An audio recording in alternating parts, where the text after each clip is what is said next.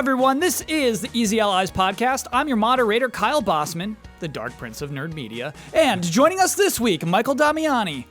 Hi, Dark Prince of Nerd Media. Hello, Michael Damiani. Daniel Bloodworth. Greetings, Dark Prince of Nerd Media. Greetings, Daniel Bloodworth. Brandon Jones. Hi. And making this all happen, Ian Hink. Salutations, Dark Prince of Nerd Media. Salutations, Ian Hink. Why don't we start corrections music, please? Jones, when you brought Half-Life 2 to Hall of Greats, I did give it 1 vote. Yay! Yeah. Nice. Yeah, it happened. You must have made a great case, or we are allies. I don't know what happened for me to I give don't you think a we've point. ever been allies in that Yeah. sense. Yeah. We have allied before, but not on Hog. Oh, Jones, somebody gave you the phrase that they think you were looking for. Minimum viable product, MVP. So the least you can do to still make money is the MVP. Cool. Yeah, which is funny because I heard it on... confusing term. Yeah, that's a weird set of letters to choose for that. Yeah, but I think I heard it on Jimquisition this week even. I'm like, oh, okay. It just sounds like the opposite of what it is. Oh, because of most valuable player. Well, is it the same abbreviation as the term, like CPM is not like Clicks per milli. when you do advertiser terms, like they say something different. Like Nintendo GameCube was like also like GCN. Maybe they have a different 3-letter abbreviation. I think they call it MVP. Okay. What's our MVP here? How many Digimon do we need? That kind of thing. Mahomes? Yep. Half-Life Alyx only works with Oculus Quest if you have Oculus Link. So that's the thing where it's basically just a USB cable that you plug into your computer, which is not the point of the Oculus Quest, but apparently people love the Oculus Link. Oh? Yeah. Okay. Yep. VR fans love it. Is it because Quest is cheaper and then you get the full It is. res or something? Yeah. So basically you're getting a high-end VR headset for pretty cheap. Also, in regard to that, the Valve Index controllers are not gloves. I'm pretty sure we all know that on the panel, but sometimes we get a correction where it's just like, did we say that? So You guys said gloves a lot, and I thought about correcting you, but I thought you were just speaking like metaphorically or something. So you have floating gloves in the game. That's like the only thing you see of your character is her floating hands. So you definitely have gloves in the game. The Index controllers do track your fingers, but they are not gloves that you insert your hands into. Correct. Okay. Got a lot of heat, got a lot of flack for saying that Pokemon Let's Go Eevee and Let's Go Pikachu underperformed.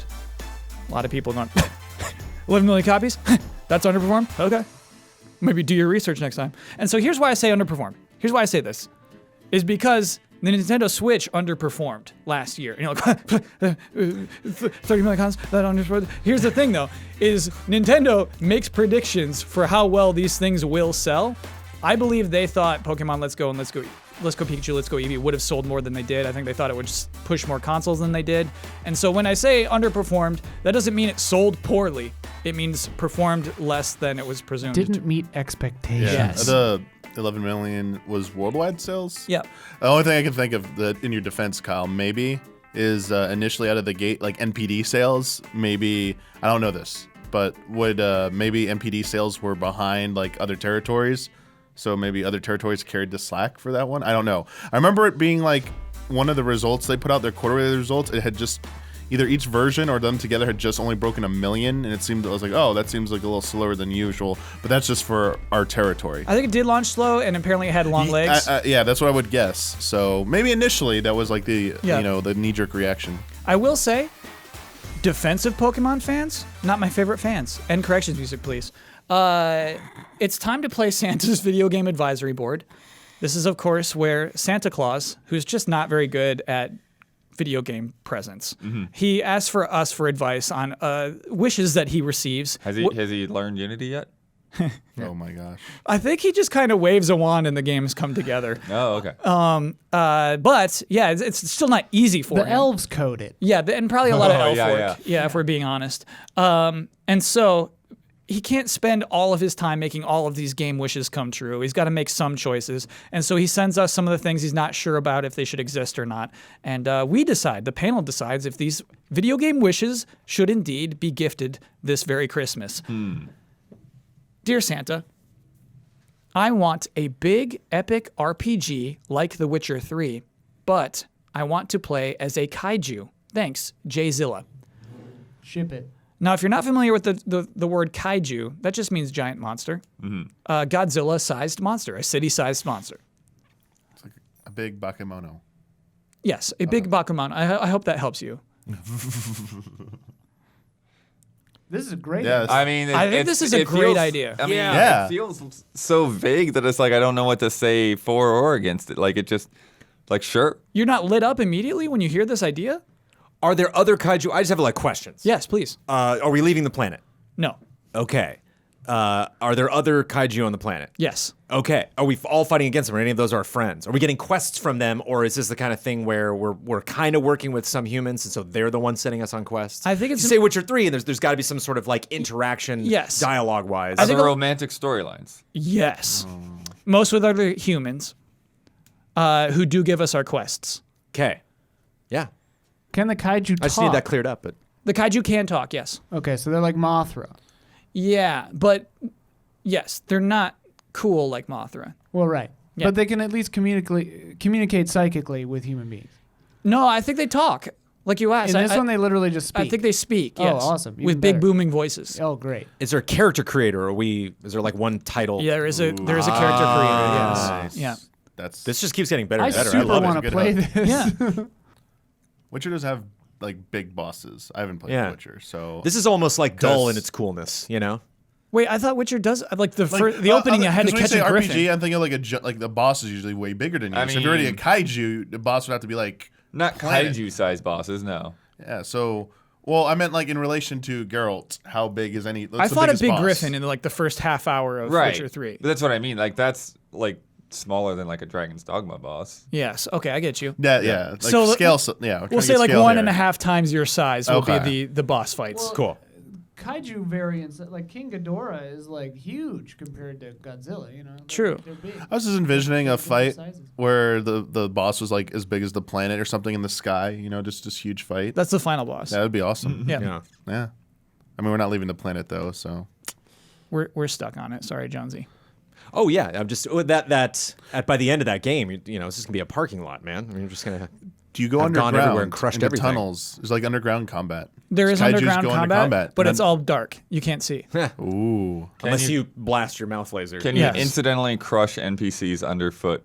Yes, that's a huge part of this game. Is that the yeah. morality? Is Is that it how it? Yeah. Is there morality based on that? I didn't think there'd be morality Okay. based off that. I don't feel like that's But part of you the do lose kaiju quest code. lines. Yes. Oh, yeah. yes, It you're- just yes. takes content. There's out. a tally, a meter of the world's population, and it Yeah. just slowly starts dropping. Also, one I think step. every time you speak, it should hurt the ears of the humans if they're not prepared. You have to, yes. Even if they're friendly to you. and you can crush love interests, and it'll bring Yeah. up a prompt. Is like, oh, they would have loved you. It tells you. Yeah. So we're making this. Oh yeah. All right, it's Santa, happening. get to I it. think someone should actually make this. Yeah, This is a great idea. it's a good Christmas wish, a good video Yeah. game wish. There's a great Kaiju Dreams level. Apparently, that's one of the top ones I've seen. on the scene. Okay, I'm in for that actually. News this week. Sometimes you get a headline, and it's like it's Schadenfreude. It's let's all point at this thing and laugh.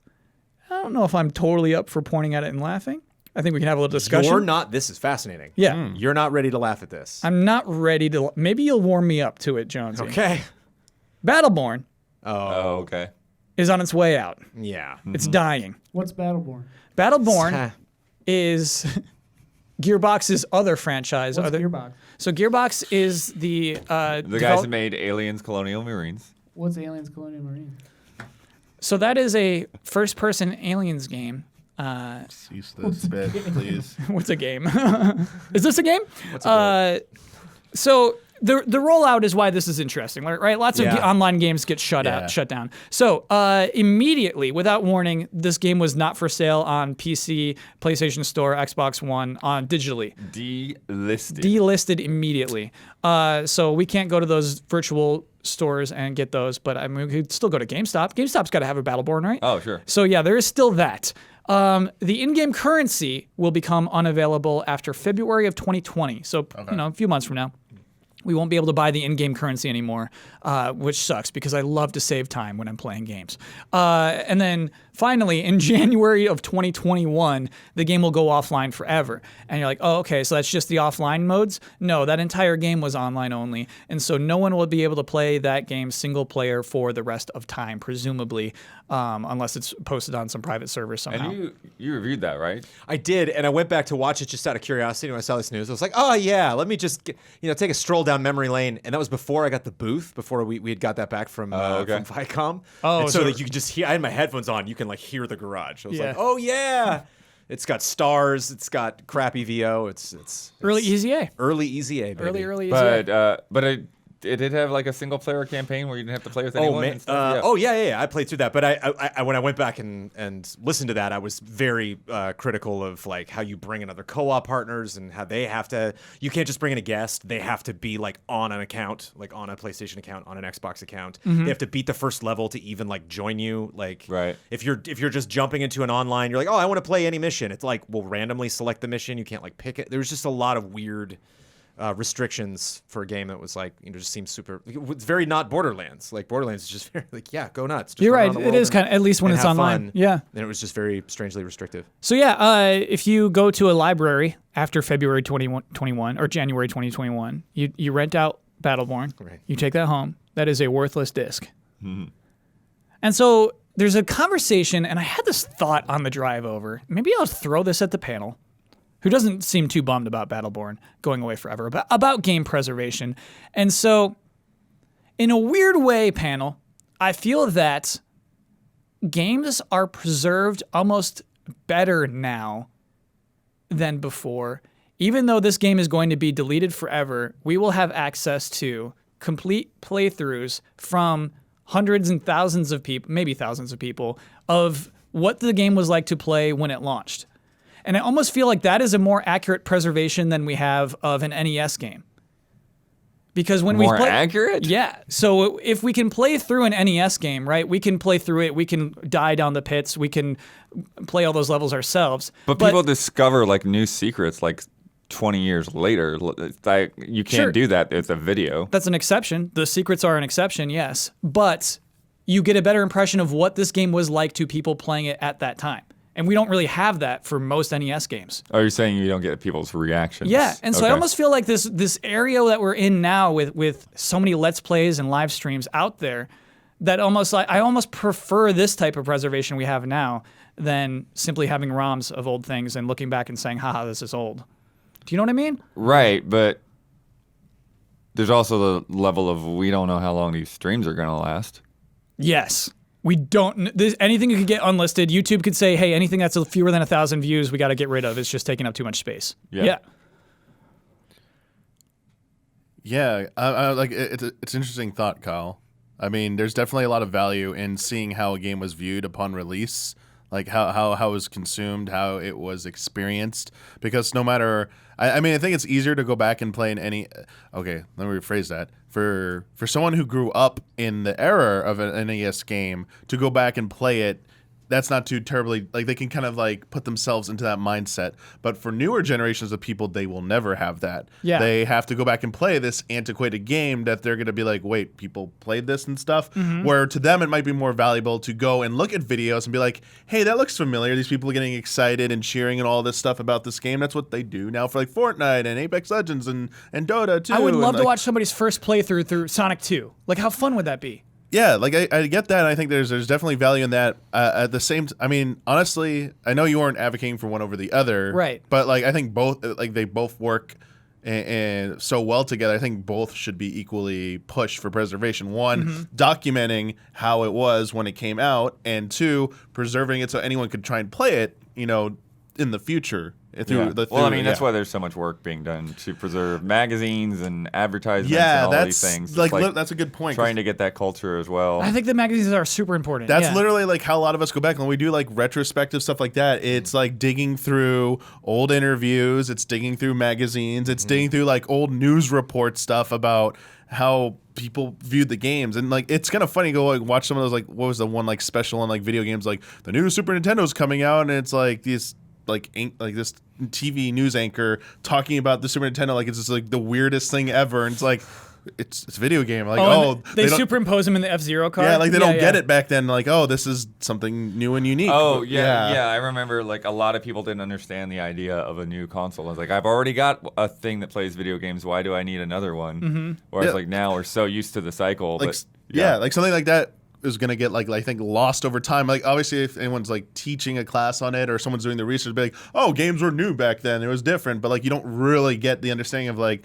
because they're going to become they are so ubiquitous pretty much now that it's just how can I imagine a time like for people who grew up with like the internet and never like they don't know what life was like without the internet. It was like, how do you imagine, like they go back and watch movies, they go back and watch stuff like that.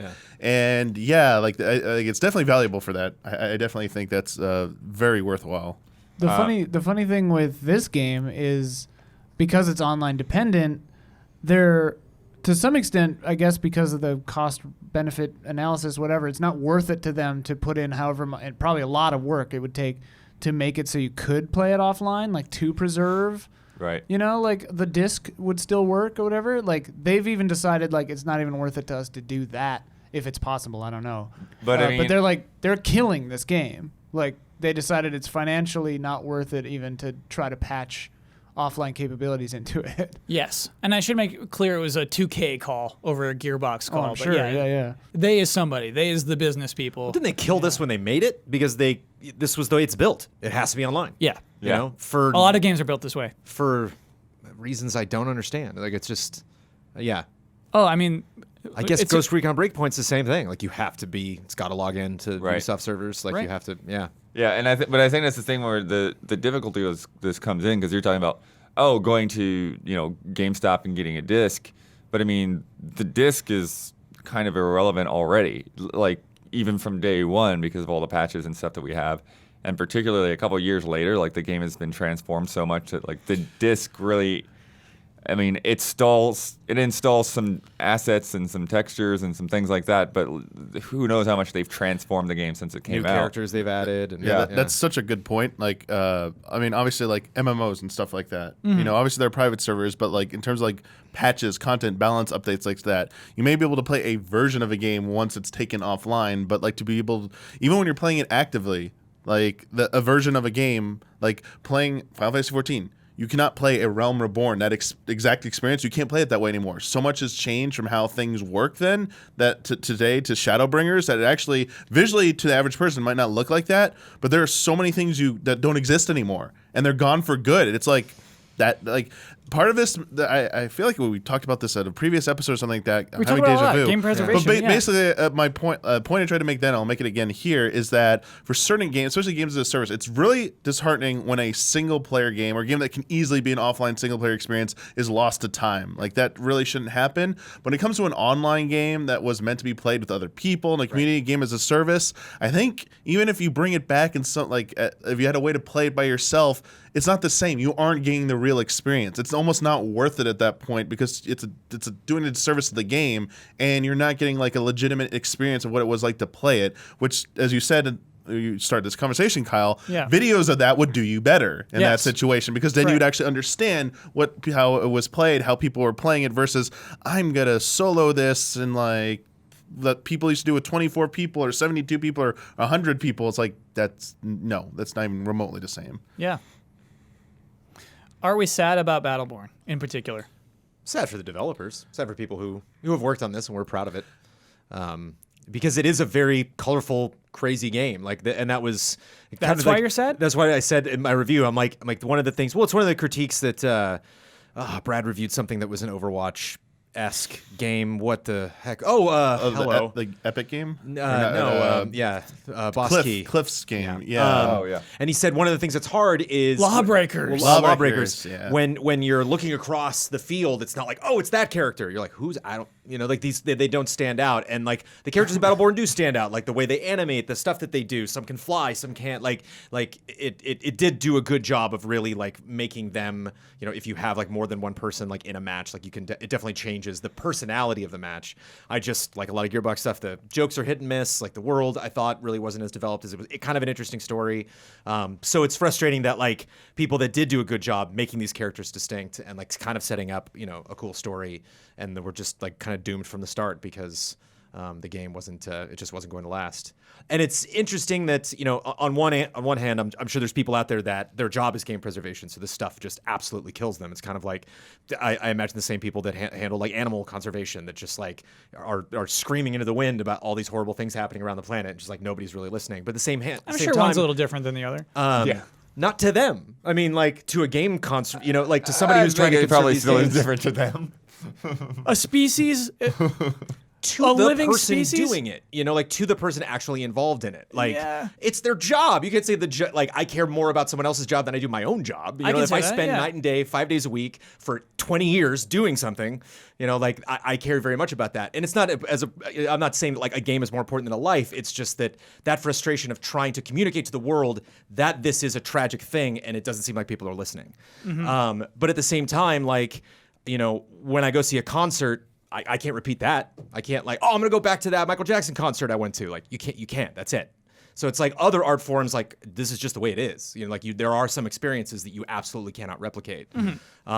Makes me think of, I just watched Age of Ultron, and there's some wacky dialogue in that movie, but I love one of Vision's lines. He says, Ultron says, humanity's doomed. And he says, yes, but something doesn't have to last forever to be beautiful.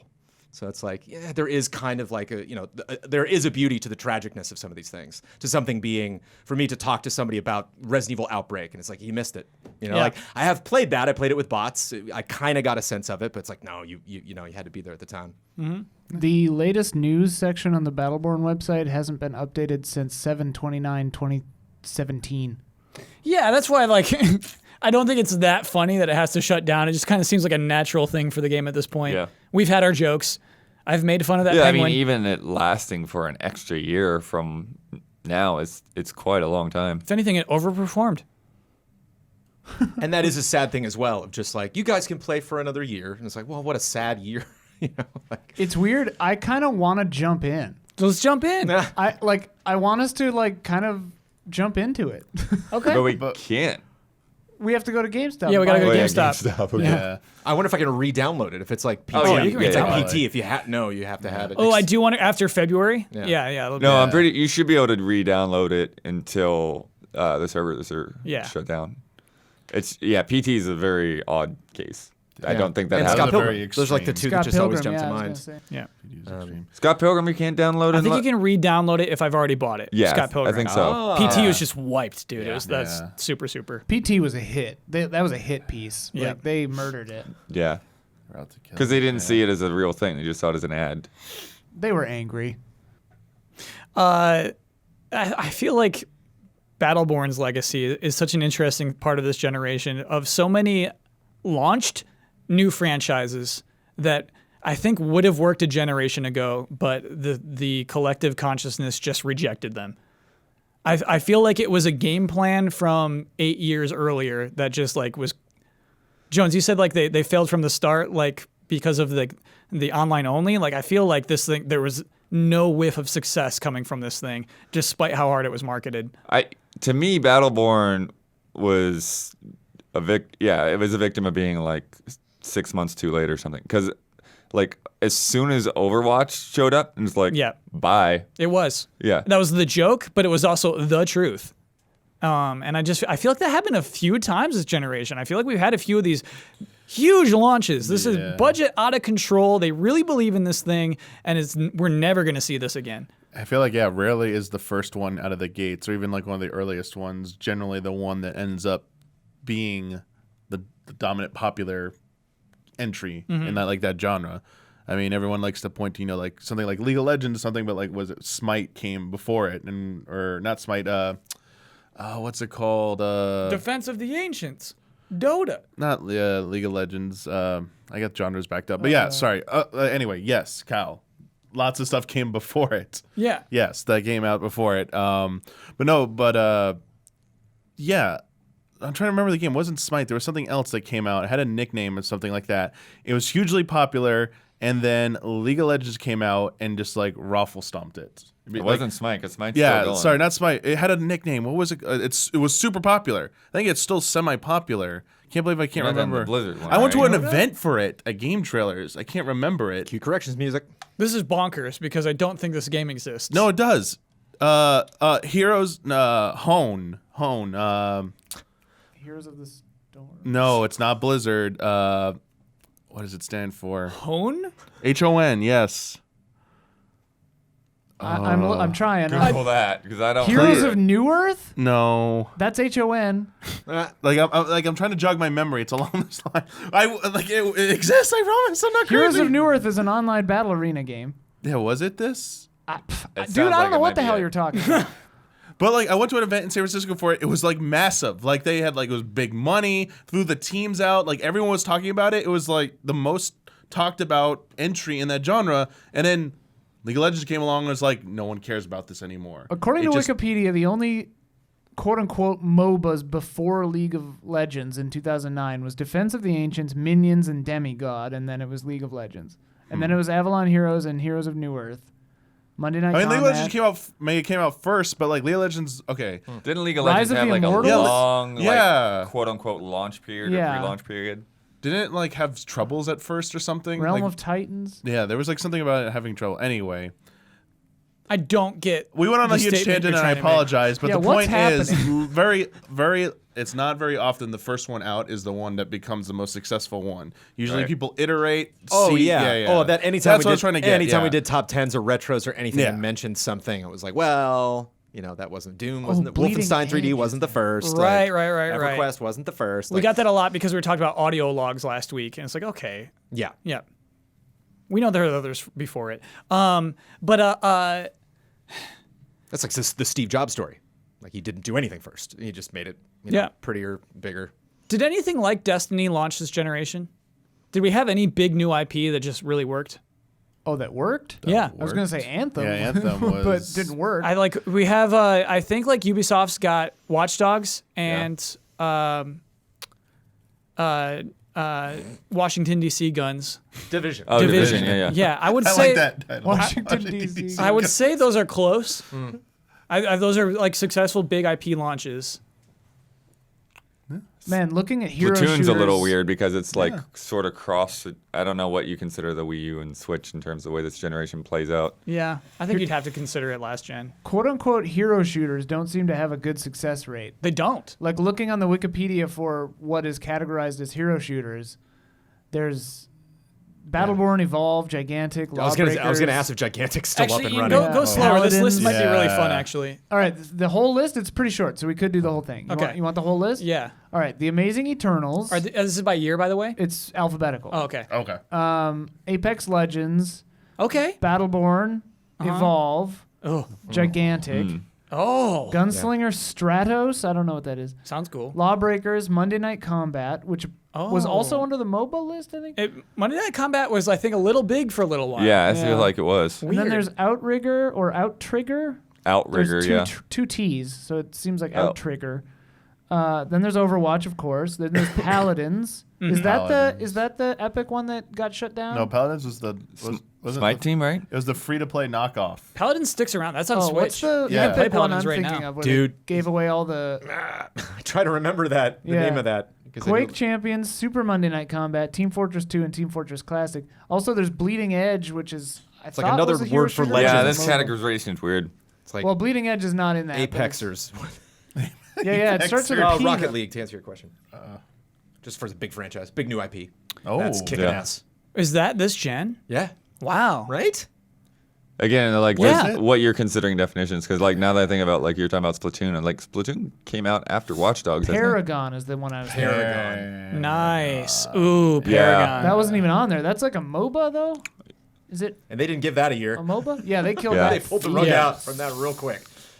Yeah. And you know what? Paragon wasn't even unsuccessful. It was just, we need you all on Fortnite now. Speaking of Epic, Fortnite, of course. Yep.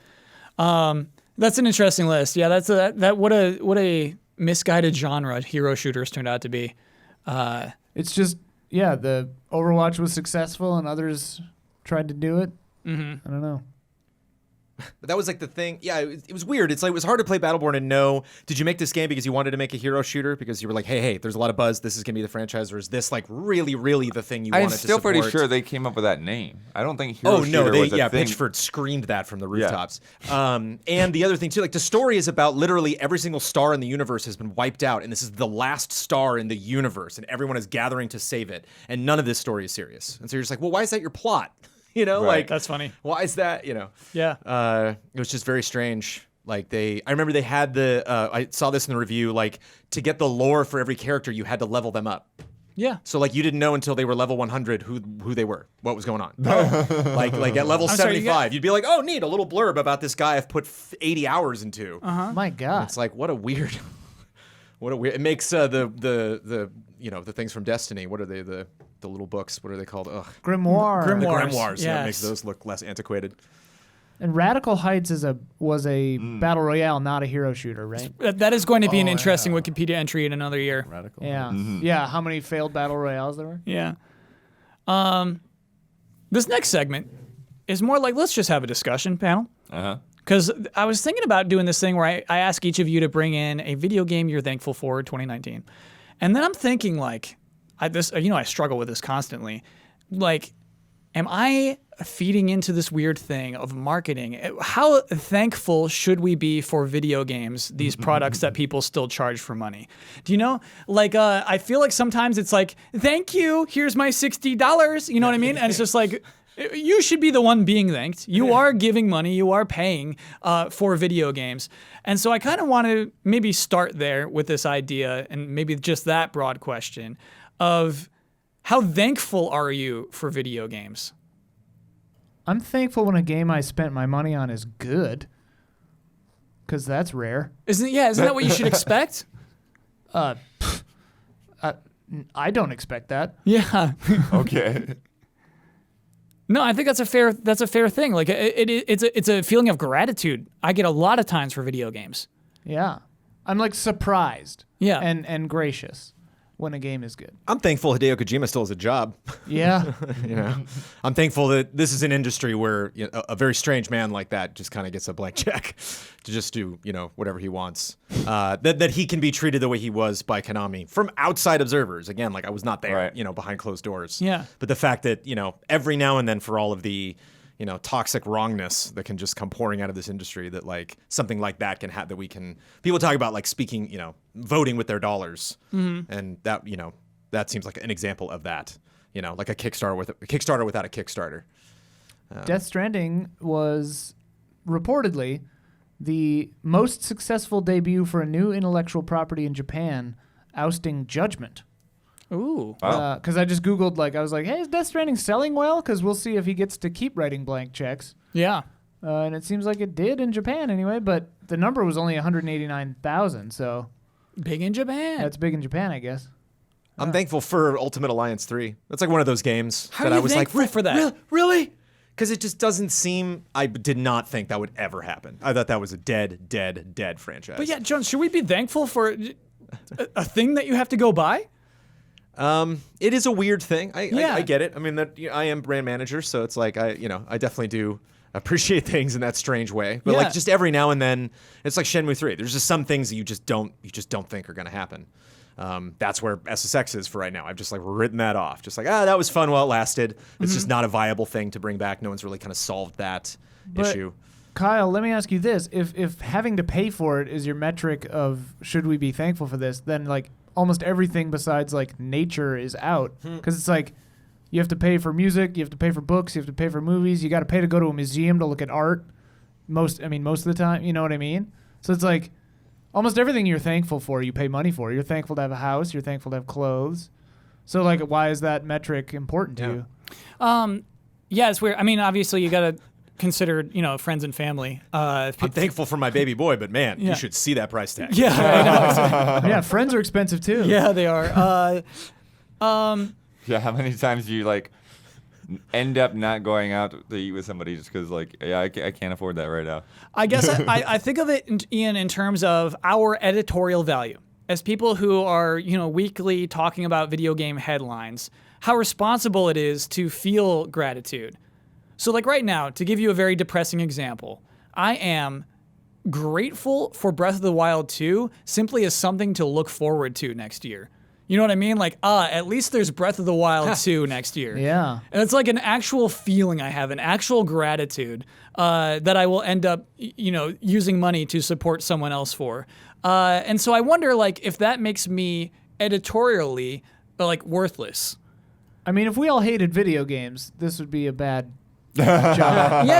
Yeah, and I wonder that, like, if we should be more clinical in our approach to video games, or I mean, if like, that's even valuable. I think I like video games less than most of us, or I'm more critical, I think, and like I'm still grateful that Breath of the Wild 2 exists. I'm looking forward to that like crazy. I'm thankful for Spider-Man, and because I'm thankful for Risk. I'm thankful when you see a publisher doing something, you're like, whoa, so much money was put on that gamble. And I know Spider-Man's like one of the most recognizable characters in the world. And certainly there was a roadmap that like Spider-Man's just going to keep kicking ass for months and months and months. Like there's just all sorts of awesome Spider-Man stuff coming out. Like even before, the powers that be at Marvel, like know, Infinity War and Endgame's happening. They know Into the Spider-Verse is happening. They're like, this is probably going to work out well. But at the same time, like to give Insomniac, be like, yeah, just write it. Just come up with your own versions of these characters. Like they trusted them so much. When something like that happens, it makes me feel good that it's like that wasn't just totally, people writing checks because they just don't have to think about it. Like that actually took a little bit of daring. Yeah. To put that much to let Guerrilla just create this new franchise about giant dinosaurs. Like, every now and then you see something that just shows how much trust a giant company has in a smaller company. Yeah. And that can go so awry sometimes. Because you're like tapping into something, Jones. You're tapping into a fear I have. And I think like it's like this Disney Plus fear, right? Mm-hmm. Disney Plus is great. Disney Plus has The Mandalorian, this cool show about a Boba Fett Mandalorian, same race, just being cool, right? This is a show we've all wished for. And so it's like a dream TV show that was just engineered and we all paying for it. We're all just like paying a monthly fee to be able to watch The Mandalorian. And it's so weird. Like, should we be grateful that the show exists? Should we be happy that such a thing exists? Or should we be more cynical and just like, this was manufactured for us. This was a manufactured thing that we were supposed to like and we are paying for. It's weird, man. It makes me feel uncomfortable in a way. That's the gamble of art, though. Like, everyone who's making stuff, like, we hope that the people who are listening to this podcast enjoy it, and I guess you can get this podcast for free, so it's a weird example, but, like, yeah, like, they want us to enjoy The Mandalorian. We can be thankful that it's good, You can't get this hour and a half back. You're paying for this podcast. Yeah, right, yeah, you pay with time. Time is money, baby. For sure. Yeah. Especially, year after year, that becomes more and more true. Preach. But it's also kind of the same with Risk. I mean, that show is Jon Favreau. Like, that is his Star Wars idea. This is a guy who did prove himself in Marvel. He did kick off the MCU really well. Mm-hmm. You look back at all of the stuff that they did in Iron Man 1, still stands out as one of the best things from all of that, that just kind of like rewrote the script on how this stuff can go, how you can bring them in. It was still wild getting to the end of Incredible Hulk and like, oh, there's Tony Stark. Whoa, what's happening? And now it's something that we take for granted. And so it's fun every time I see his name pop up, it's like, that's so cool that I imagine him, I imagine Lucas, like this guy who was just the king of the castle, just being like, writing the prequels and just, I saw the thumbnail for Attack of the Clones and saw like Padme like leaning on Anakin. And I like remember seeing that poster and being like, they're going to turn it around. They're going to turn. Episode 1 wasn't good, but like, I don't know. Look what a romance that looks like. Oh my God, who is this man? It looks like Gone with the Wind. Episode 2 is going to be amazing. They're like, no. You're a maniac. No. But you can imagine Jon Favreau being like, okay, how many 10 episodes? Okay, and really thinking like, what can I do that's different? What can I do that fans will love, that feels the same but feels different at the same time? How do I keep them interested week to week? Who's going to direct these things? Like, who do I cast? And the fact that they gave him that much power, because they trusted him, to have fun in that universe. They trusted Rian Johnson. I didn't agree with some of the creative decisions he made, but it's like he made some decisions, and so I respect the hell out of that. Like, even if I have issues with that movie, it's like, I mean, go for it, go for that brass ring, because you might only have one shot, as evidenced by him not working on episode 9. It's so weird, man. Like, I'm thinking of Star Wars, right? I'm thinking of the Porgs, just these things that are created to be merchandise. Right. Yeah. Like, obviously, don't tell me the story about how they needed to cover up puffins. We know that story. I was literally leaning to the mic. Yeah. so we're thousands of commenters. Just when the movie's out, the merchandise is ready, is what I mean, Ian. Like, they know ahead of time that people are going to love these things and want merchandise for them, and that a child will receive it and will feel thankful. But it's just so weird. They thought that, but did anyone actually care afterwards about I don't those? think so. I think they overestimated porgs. They thought that about Battleborn. Yeah. Yeah. They had those figures ready to go, They did have They had figures. those models ready to send to the factory, and Yes. they never got that email. Working out their deal for Ready Player One. Like, this will be a big video game. You're going to want our Mushroom Man in your movie. Yeah, it's so weird. It's hard for me to swallow sometimes. I guess I need to just roll with it, I guess. Sometimes I feel like a tool of marketing, even on this very podcast. Even just saying, this game was announced this week. Isn't this fun? Like, yeah, I'm really excited. The trailer's great. I'm so excited to play this thing. And really, we're just all talking about... Kyle Bossman, a tool of marketing. I feel like a tool of marketing frequently, yes. I mean, Kyle, if you really want to get depressed, like, we're at least in an entertainment industry, so it doesn't feel so bad to be, like, excited about a game coming out. Like, CNN and news stations and everything, and newspapers, like, if it bleeds, it leads. Like, they need to sensationalize terrible things to make money. Like... Everything is marketing. Everything is fake and like Well, you've hit on, if I was literally like to end 2019, what am I thankful for? I'm thankful to be crowdsourced, to crowd sponsored. Right. I'm thankful for the 9,000 plus people that support what we do, because we get to make those decisions. I believe it was a Kotaku article. It was like, people are not happy that Kojima, what we talked about last week, that Kojima is nominated for so many awards. And then you get to the bottom of the article and it's like, we think it's fine. And I'm like, oh, well, Right. the headline doesn't seem that way. Sure. And then I always go through the same thing where I'm like, why'd you write that article? I know you wrote that article. Okay. Yeah, that's a good. It's But a I'm good glad, headline. Thank you, patrons, listeners, everybody. I'm so glad we don't have to do that. We get to just be ourselves and actually excited about that's the thing to be thankful for, Kyle, is like, you can be just excited for Breath of the Wild too. You don't have to gloss it up. We don't have to, if it bleeds, it leads it. I mean, just, you did that Spider-Man costume video that exploded. We're still trying to capture that lightning in a bottle again. I'm not trying to capture that again. I am. Oh, okay. Weren't people super mad about that? Yeah, that's why it blew that's up. why that's the why engagement was so negative. It's like the only video you'll ever see where like the likes and dislikes are like dead even. They're like exact same number. Wait, is it 50-50 now? I'm going to check. I want to see what it is right now. It was predominantly negative the last time I looked at that it video. was like 50%. Okay. Do you all hear that? Sounds like it's podcast halftime! The following are the official sponsors of Easy Allies for the month of November that I am very thankful for. Car Keys Express. If you need a replacement car key or a remote, check out carkeysexpress.com/store. Use the coupon code EZA at checkout for free shipping and 10% off of your order. They are proud sponsors of Easy Allies. L. Thanis. Ground Awesome. Do you enjoy high-quality sound and video production? Well, they don't have that. Come check out mediocre gameplay at twitch.tv/groundawesome. That is twitch.tv/groundawesome. Check out their playthrough of Pokemon Shield and join in the chat. Shadow Soul, an action-adventure webcomic inspired by Naruto, Dragon Ball, One Piece, and Avatar: The Last Airbender. It follows 3 childhood friends who are trying to fight a world-dominating empire, the Light's Order. Shadow Soul not only explores classic anime themes of friendship, bonds, and getting stronger, it tackles more controversial topics like religion, sexuality, oppression, and freedom. There are 52 chapters to read currently, with updates happening regularly. You can read by searching Shadow Soul on webtoons.com or the app. If you like anime books as much as Jones does, then this comic is for you. Our gifted sponsor is SOS Children's Villages. Children are at the heart of everything SOS Children's Villages does, regardless of where they are in the world. SOS Children's Villages is the largest non-governmental organization dedicated to the long-term care of orphaned and abandoned children across the globe. For more information and to donate, the link is in the description. And our mega sponsor, ViewSonic. Ever wonder what a gaming monitor from Tron might look like? How about the most Star Trek monitor ever? The new XG27 series from ViewSonic Elite has finally dropped and looks fantastic.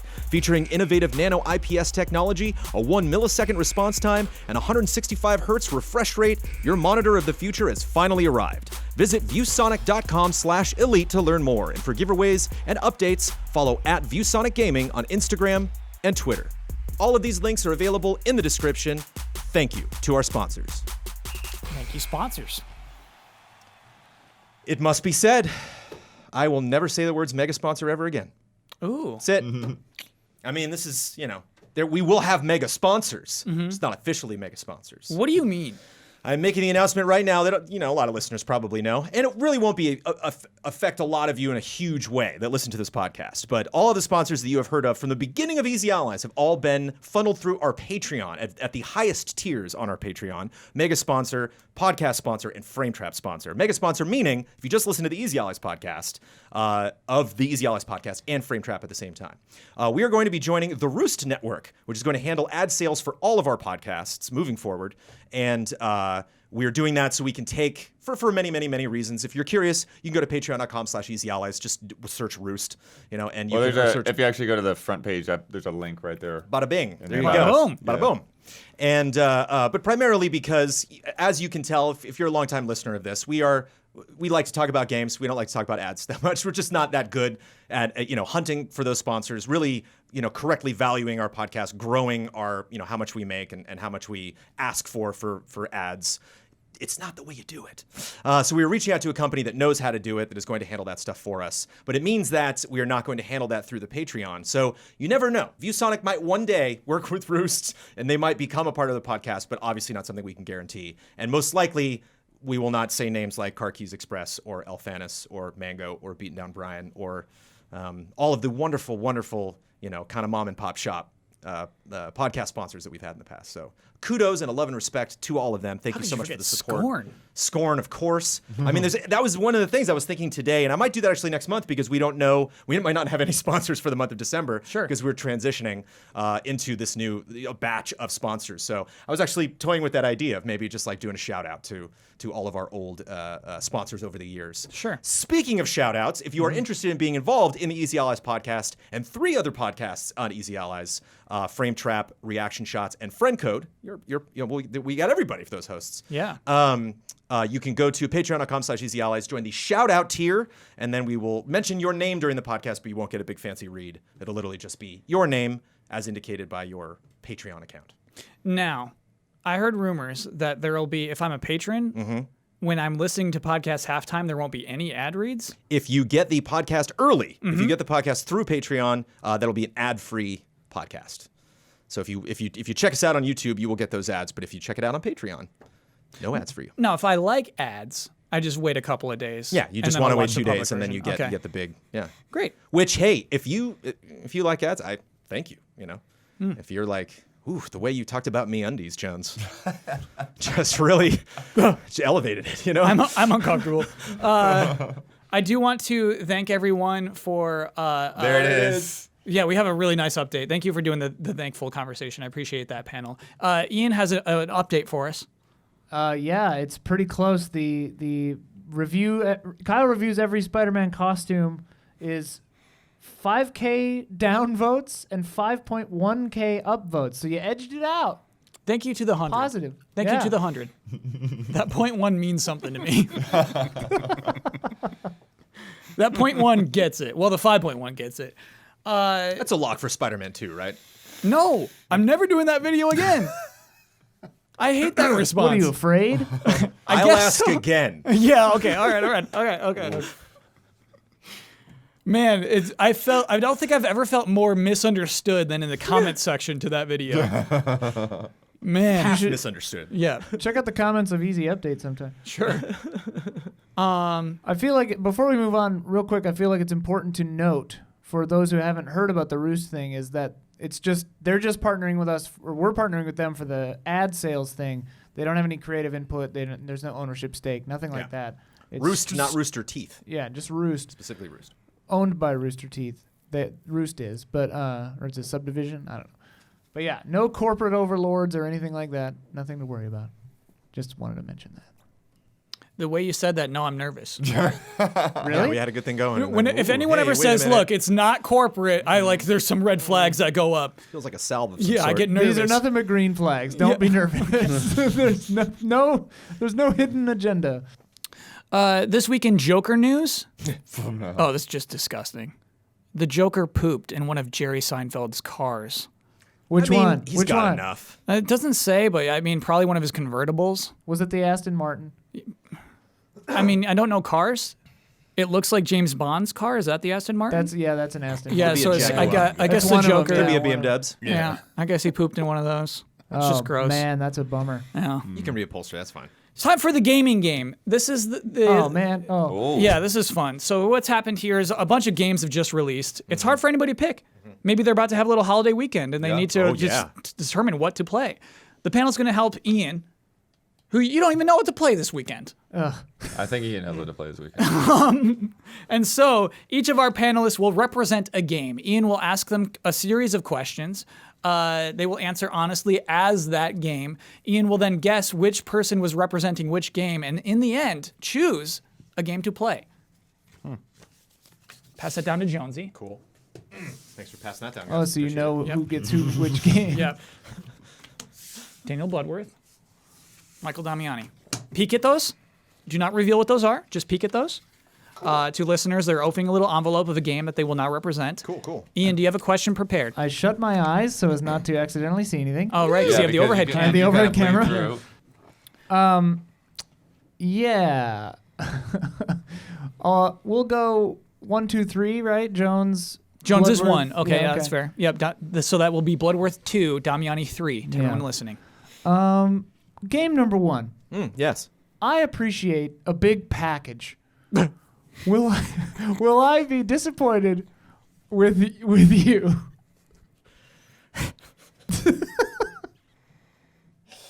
I have staying power. Ew.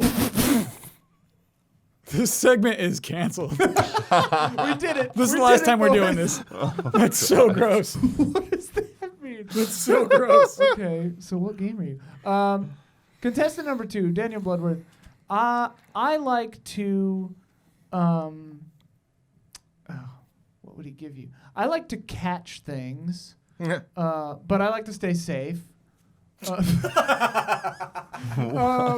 your idea, you madman. You're right. I deserve all this. Undeserved Oh cringe. dear. Would I be catching a lot if I went out if I played you? Catching.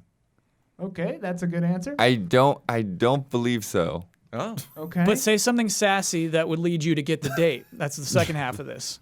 You got to say but. But Oh no. yeah, you'll have the warmth.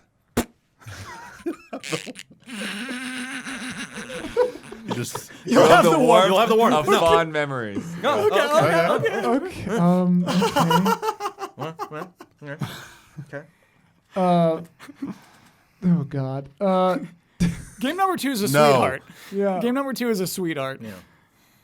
Damiani, I like to deserved it, travel to new places and see new things. Will I see more than 2 or 3 locations if I went with you?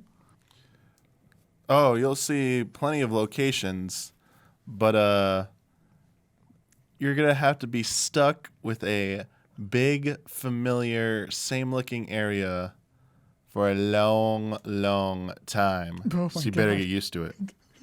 Whoa. Okay. Wow. Game number 1. Yeah.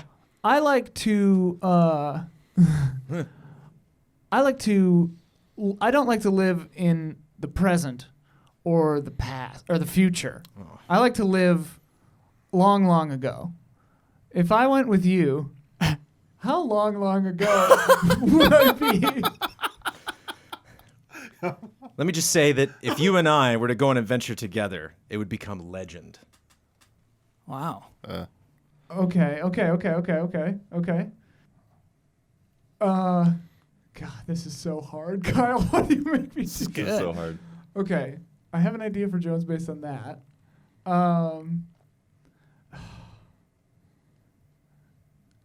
Bloodworth, I like 45-minute cutscenes. Would I be happy with you?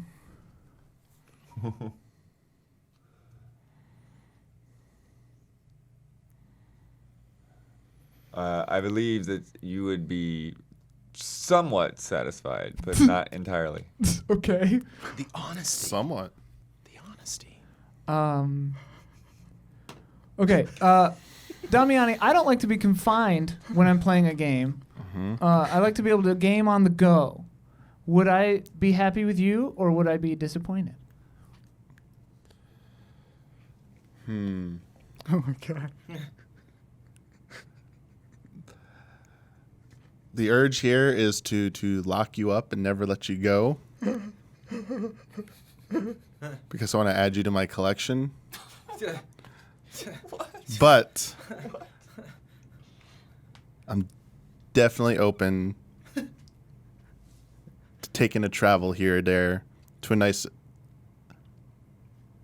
nice exotic location. Game number 3, I really enjoy going up and down in an elevator.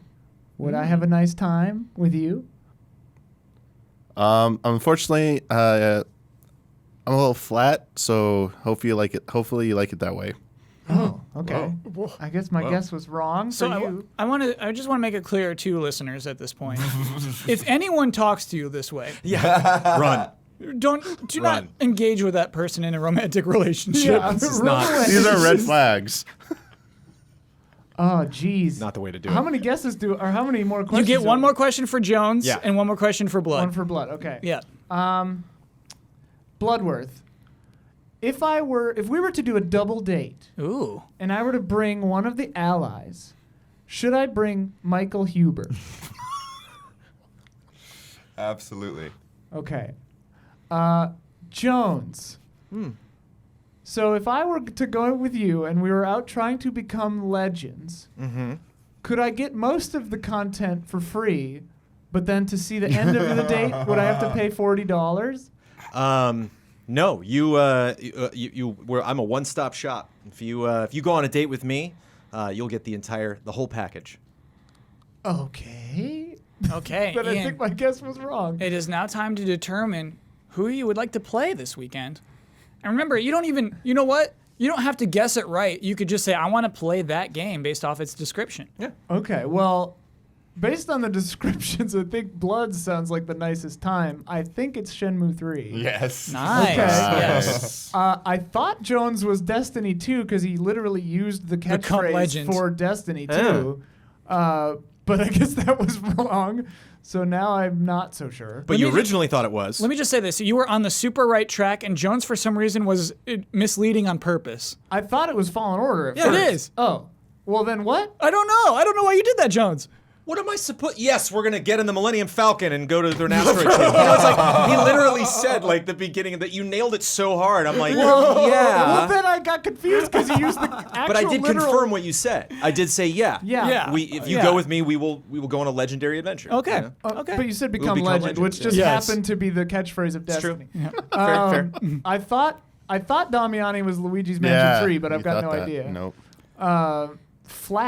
The flat thing threw me through a loop. I'm not sure. Oh, me too. Yeah, I don't know what he's talking I mean, from what I've seen, there's like Compared to Luigi's yeah, Mansion, everything's just like a straight line, go forward. about. I mean, is No- it Pokemon then? Yeah. Oh, okay. nice. Well, that's what I thought Yeah. originally it was Pokemon. He said he wanted to my collection. I want to capture you. The urge. The urge is to capture you and add you to my collection. Yeah, which the bad guy wants to do with Luigi in the mansion. Oh, right? true. Her painting collection. King Boo. Yeah. Okay. So that's what I thought. I see how That's you what I thought. thought you were driving Okay. Because for some reason I thought I'd eliminated Pokemon, but I Real don't. talk though, have you played Fallen Order yet? Yeah, I'm trying to remember how many hours into it I am. Cool. I thought I was nearing the end of the game, and then Brad told me I was like halfway. No. So yeah, I like it when that happens. I was less enthused. You did end up with Shenmue 3 though. Yeah, Yeah. Nice. stoked. And playing it with Michael Huber would be the way. Yeah. Yeah. Who do you think Shenmue 3 brings to the double date? Ooh. Well, I guess, yeah, because Shenmue 2. Bloodworth was Shenmue 3, right? Yeah. He brings Yu Suzuki. Or like a book of poetry is what I was Yeah, imagining. yeah. Yu Suzuki's nice. It's time for Love and Respect.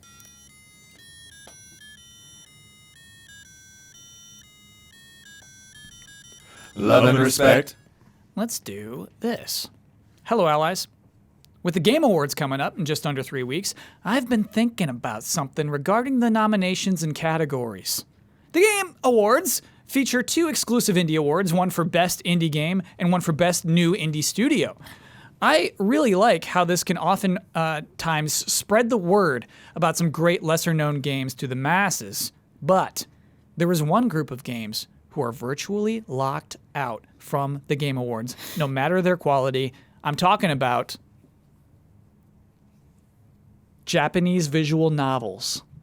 Sure. Whoa. No matter how well received these games get, it seems like they are never even up for consideration. A few months ago, the new game from the Zero Escape developer, AI The Somnium Files, released for PC, PS4, and Switch, and it's quickly become one of my favorite games of the year. The narrative is way stronger than any other game I played this year, sorry Control, and it has more actual gameplay than many walking simulators that sometimes do find their way into Game Awards nominees. How do the allies feel about visual novels not getting any recognition at the Game Awards?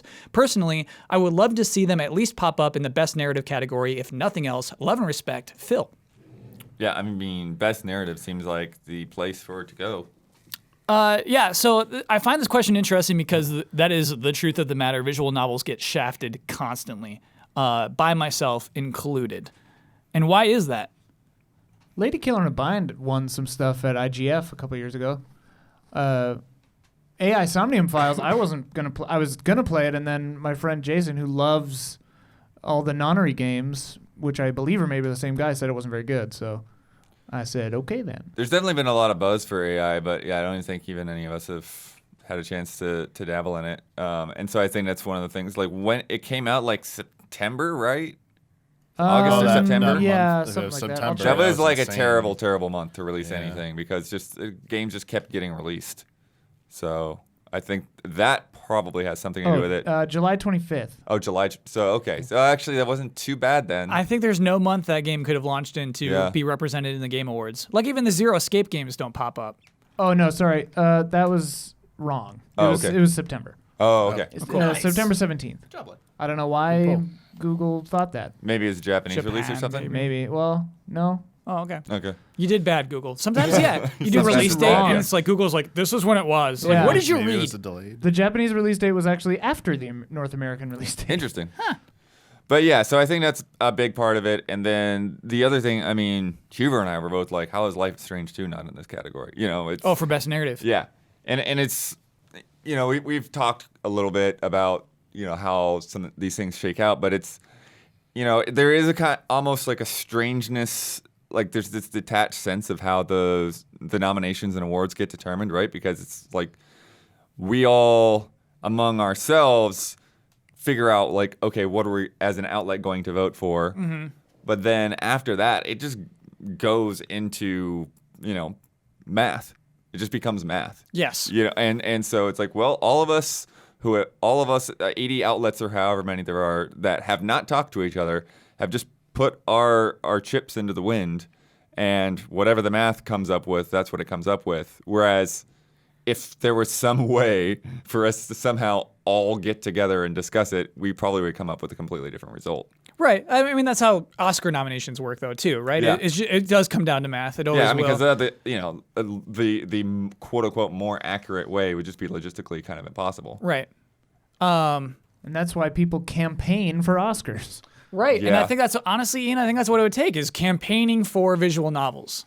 But Yeah. even that, I've always felt, and this is going to sound a little bit like poor us, poor me, but like I've always felt that games critics, journalists, with that have to review games, and then you have the difficult task to, hand out awards at the end of the year, have the toughest go of it compared to almost everything else, compared to books, compared to film, compared to theater, and compared to television, because like you got to play these things. And so I think just there is just naturally going to be some stuff that just we physically don't have time to play. Like, even if you're at IGN, like 2 people might play it, but that they're just outgunned. There's nothing they can do. And so it does not matter the quality of the game. There has to be a general popularness of something for even to get in the running. But then you still have something like Disco Elysium that I completely would have overlooked that like is getting the same kind of buzz. And I do recognize this game is familiar to me. I couldn't tell you what it even looks like, but I have heard that title. Yeah, I saw Name Files. Yeah, Gotcha. Mitch at IGN like loves it. It's like one of his favorite games of the year, and so it's neat to follow some people and be like, noted, cool. Like even if I wanted to, even if I like made a mission for that to not be an underdog, I would still be one of 8, 9 people even in this group that would have to like explain it and have to, I think the genre just has a lot working against it. It's hard to make a trailer for a visual novel. You can't play 2 hours of it and understand. Right. Yeah. Whereas some of the other things that I think we will consider for our Game of the Year awards and for Game Awards, you can kind of get a taste. Some games know that, and so they try to, put their best foot forward right away. Here's it's just sorry. Sure. I hear people that review specifically in Los Angeles because it is one of like the bigger theater towns in the U.S. I hear people that are just like, oh, I have so many plays to see, and it's like, man, you can see 7 in a week. Whereas obviously they're not all like going to be like every day of the week, and it's just like I'm lucky if I play 2 games to finish, like start to finish. Got you. I Whereas understand what like you're movie saying, yes. reviewers are like, oh, what am I going to do with all these screeners? And it's like, cry me a river. Come on. Like you just have to sit on your ass and watch it. Whereas like my hands might get tired. Like I might, I might have a boss in Sekiro that I physically can't beat. That I can be. Whereas you are literally just like, yeah. cool, notes. Yeah. Review, Yeah. It's like there's nothing easy about it. Like this is, being a critic is not easy. Like opinions don't just naturally happen and pour themselves out onto the page. Like you do have to work on it. But just comparatively, like I don't think it's something a lot of other critics understand or can sympathize with. Sure. I would say like to this person, you could change your thinking, and visual novels are not like the most niche category, but I would say they are more niche than some, game genres. And like take pride in having a specific interest. I'll use the example of like I've gotten into Eurorack modular synths, and there are some that I want that like literally you can't get them because the guy made 7 of them. And it's just like that, that's the way it is. And like, or the company is a person and they can only make so many, and so you just have to wait until you can get one. And like there are synth modules that I waited 6-7 months to get that I just never could, And it's like, so you get to be in this fun little group, and like the people that are in your group really know what you're talking about, and you can have that little pride of being like, hey, we get it. We're into this thing, And I mean, maybe there's a visual novel awards thing that you could start. I don't know, or exists already. Yeah. And I do. I think it just kind of doesn't lend itself well to awards, to popularity. It's like comedies winning Oscars. It's just not likely. Right. But it's nobody's saying there's no such thing as a good comedy. Just old Huber. He used to say that. He does still say that today, doesn't he? Sometimes. Let's play a game. This game is harder than I expected it to be. Ooh. It comes from the champ. We got Damiani here. I'm confident. Okay. Do the allies know their voice actors? No. Oh boy. No. More specifically, do you know Troy Baker? Troy Baker has provided his voice to a lot of games and TV shows and movies, etc. But believe it or not, he's not in everything. Here's a list of 13 games. The allies have to know to say if Troy Baker lent his voice to this game or did not. If yes, bonus points for if you can name the characters. Cool. Okay, and so everyone who cares, I did randomize this list. We start off with an easy one. Mass Effect 3. No. Yeah, I'll say no. No. Doesn't ring a bell. Yes. Kai Lang. Don't Okay. remember. I don't even remember who that character He's is. the guy who's got his eyes covered. It's like he was in the books. Okay. He's got a sword. Yeah. Oh, Khan. Okay. Yeah, now I remember. Okay. All right. Wow. Dead that or was the Alive easy 6. No. I'm going to say no Yes. to every single one. I'm not I'll sure. say yes. This is a yes. Okay. No idea. Do you know who you played? No way. Ryu Hayabusa. Oh, wow. Oh, funny. Yeah. He's a ninja. Nice. Yeah. How'd they get Troy Baker? Man, nice. Yeah. They got him. Silent Hill HD collection. No. Whoa, yes? Yes. Because they redid the voices. James is who Yeah, he played. yeah, they redid all the Oh. voices. I They remember. redid all the. They did redo Nice. all the My voices. God. Yeah. Yeah. They actually What a spent mess money. of a game. Yeah. Sekiro. Shadows Die Twice. No. He's got to be in there. No. It's not in there. Ooh. Got one. I was about to say yes. I thought the gimmick was that he was yes in all of them, probably. Yeah. Batman Arkham City. No. Ooh, that was assertive. Yes. No. Yes. Yes, he is. He is. He's in Origins, too. So yeah. So in Arkham City, Jones, he's Two-Face and Robin. Whoa. Wow. Yes. This man. This man. That's a big one. Oh, dear. Nice. BioShock. Yes. No. No. He's not in BioShock. Persona 4. Sure, Four, yes. yes. No? He is in Persona 4, and you should all know who he is. Who is he in Persona 4? I don't even know any character names in Persona 4. He's not the Ryuji. main character. Kanji. Oh, Kanji. Okay. Yeah. I'm thinking of the wrong Persona. Jeez. I think Ryuji is... yeah, I went the wrong- Ryuji is the Kanji of Persona Yeah. 5. Yeah. That's what's messing with me. Yeah. Yeah. Okay. Oops. Devil May Cry 5. No. Yes. No. Okay. He would have been perfect in that. He would have been good. It feels like a missed opportunity, is all I'm saying. Yeah. Was Matt Mercer in there, though? No. Wow. Oh. Yeah, well. You cannot replace Dante at this point. Oh, cool. Oh, not as Dante, no, Yeah. but that's somebody. Oh, I mean, they might try to. You never know. Okay. John Wick Hex. Oh my Is god. that- Sure, I yeah. have Is that no out yet? idea. And play John Wick. yeah, that's got to be in there. He's not John Wick. Oh, dang. He is Hex. Okay. Hex is a character? Who knew? So close. Mortal Kombat 11. Yes. For sure. Okay, Blood, who is he? Johnny. Yeah, sure. I was Johnny Cage. He's not Johnny Cage. Yes. Raiden. No, think of like a... Scorpion? No, think of he's a new character, a newer character. Ugh. Showed up in 10 for the first time. Shinnok. He's old. Ian, that's a weird thing is he is also Shinnok in Mortal Kombat 11. Oh, okay, sick. But the What are the character guest characters? Aaron Black is who he plays. Ah. Who you can fight with. Shinnok's got a bit part in 11, so it is very funny that he's also Shinnok as well as Aaron Black. I got it. What? I mean, I guessed Yeah. it. Oh, yeah, yeah, I knew, nice, I knew nice, that. I nice got it, yeah. Final Fantasy 15. Yes. No. Big no. Oh. Wow. No. He is in 13, right? Is he not Snow? Yeah. So, Yeah. That's the trick one. Is he not Snow? Is he not Snow? is he not Snow? Samurai Showdown. Sure. No. Yes. No, there's no English speaking characters in that game. Troll. Hey, you never know. Resident Evil 2 Remake. Yes. Yeah. Who do you No. think he is? Oh. Additional voices. He's not in that game. Oh, he's not? So Jones got that one. Yeah. He is not in that game. The fun game. Just shout out to. I actually don't want to spoil it for anybody, but Origins might be the most impressive Troy Baker performance I have ever seen. Like I could not believe Arkham Origins. Arkham Origins, man. Troy Baker is Batman. He's not my man. He's Joker. He is not Joker's not in that game, and so is Black Mask and everybody. Oh. But he just as a Batman fan in the role that he was, I was like, okay. I was like, wow. Okay. Wow. I gotta play this game. Very impressed. Yeah, that is a very that man has a flexible voice. And I wonder, yeah. So I think that when you book Troy Baker, you have a big budget.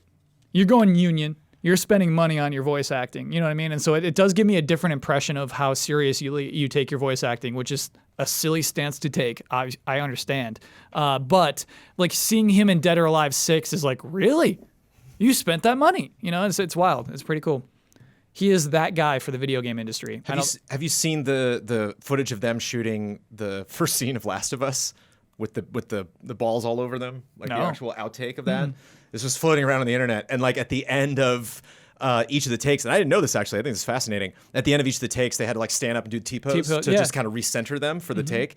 And so it's like hopefully everybody knows this, by now, but like it's a very sad moment at the end of the first 10, 15 minutes of Last of Us. Probably Yeah. one of the saddest like in all of gaming.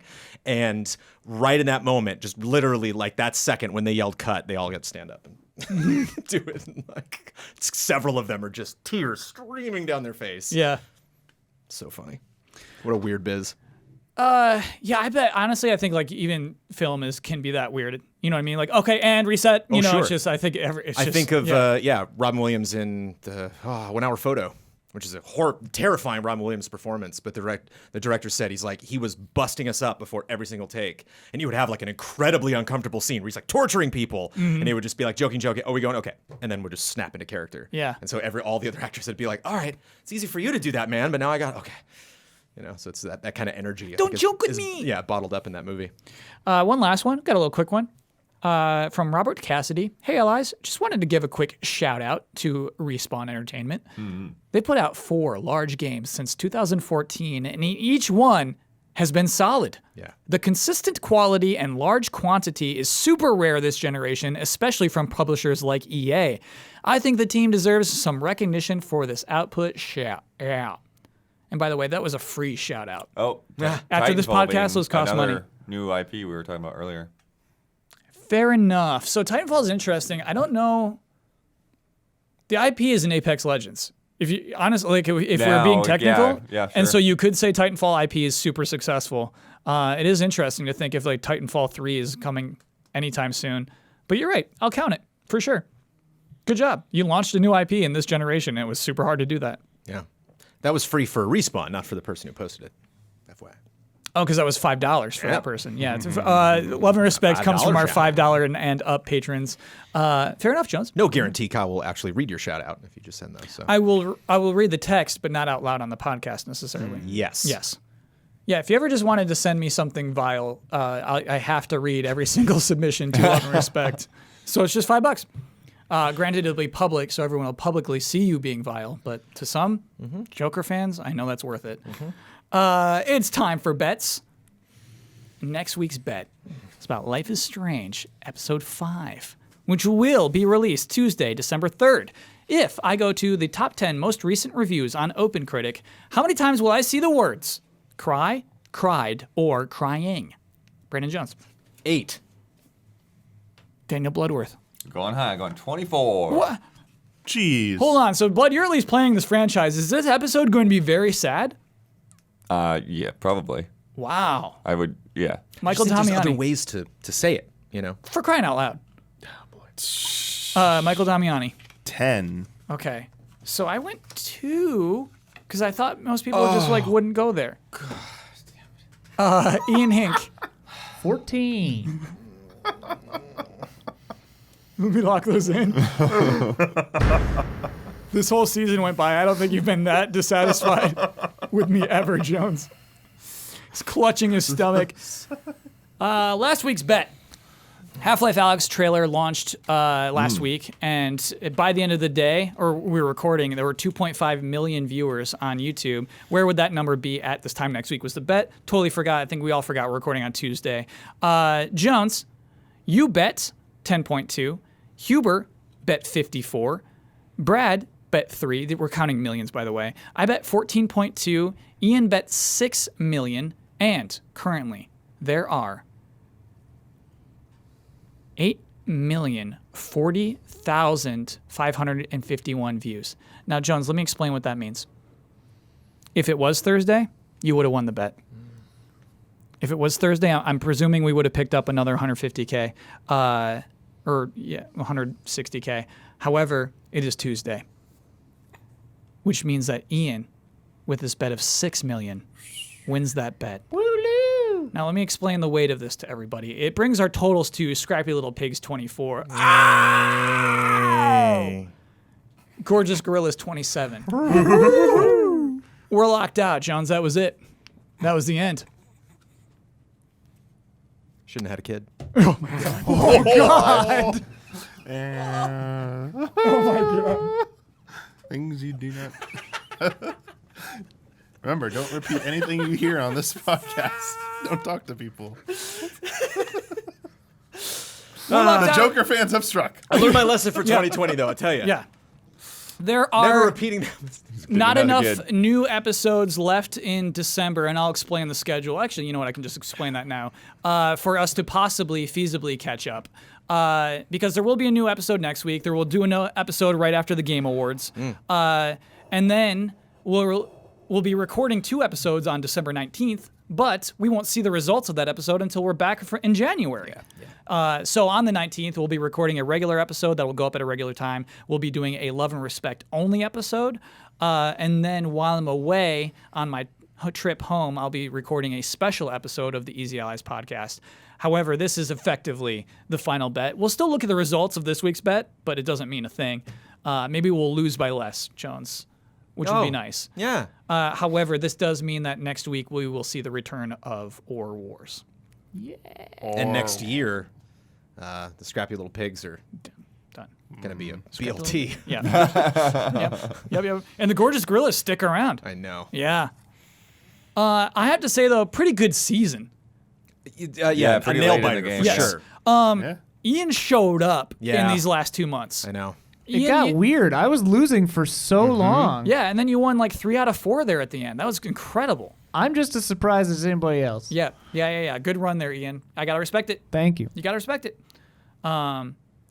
Yeah, I was refreshing all day because if we got any more over 8.2 mil, you would have won that bet. I tweeted out, wow, what a trailer. Yeah, Tweet it out again. please. That's it. That's the season. Good game. Good game. Good game, yeah. Good game. Games. Good game. Good game. Good game. Good games. Okay. Good games. Before we end the podcast, the let me end. tell Ian, good game. Let me tell everyone about patreon.com/easyallies. That'd be the website you would go to if you were interested in learning more about the Easy Allies, the types of videos we make, the types of benefits you could get by giving us money, the types of things that we're crazy about, the type of things that we think are a little stinky. You can find out all about that through that website. 2 patrons who give us $5 or more a month, they not only get to submit to Love and Respect, as we said earlier, they get to submit to some kooky segments like Santa's Video Game Advisory Board. They also get that podcast 2 days early. They get the weird version without commercials in it. I don't get that. Why would you want this podcast without commercials in it? That's just weird. You know, I love hearing Jones speak as much as possible. What is a podcast without commercials? I was thinking about that. Yeah. Because I think when podcasting started, there weren't ad reads. Right? It was people just putting this stuff out for free. Yeah. And then I think that just as things naturally grow, people find a way to market a thing, to like make money off of a thing. And then people with money came in and said, hey, we actually would love to just say this out loud and we'll give you money. And then that's how podcasts came to be a viable product. Yep. MVP, baby. What is the MVP of the Easy Allies podcast? I feel like it's 15 minutes. It's like, hey, everybody, here's corrections. You hear that? It's podcast halftime. Yeah. All right, time for Love and Respect. Bye, everybody. You know what I mean? Like, I think that is the MVP. However, I like to go an hour and a half. Anyway, who won that bet? Oh, Staying Ian, power. you won. Whee! You get the right and responsibility to share your Twitter handle with the world. You get to promote any Easy Allies video you would like to promote. You get to sign off with your trademark sign off, and you get the final word on anything you've disagreed with, want to reiterate, or just popped into your head. Take it away. At Ian Hink on Twitter, CK, HINCK. Shoot, I guess watch episode 9 of Box Peak. Yeah. I think a lot of the problems with the new Star Wars trilogy are JJ's fault more than Rian Johnson's. Good night and good game.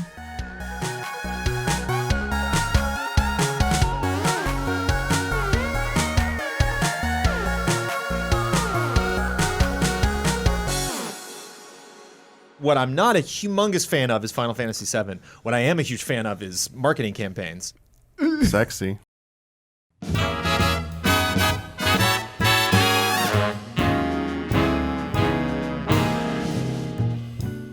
The Easy Allies would like to thank our Patreon podcast producers. We apologize in advance for all the ally names we are about to misspell and mispronounce.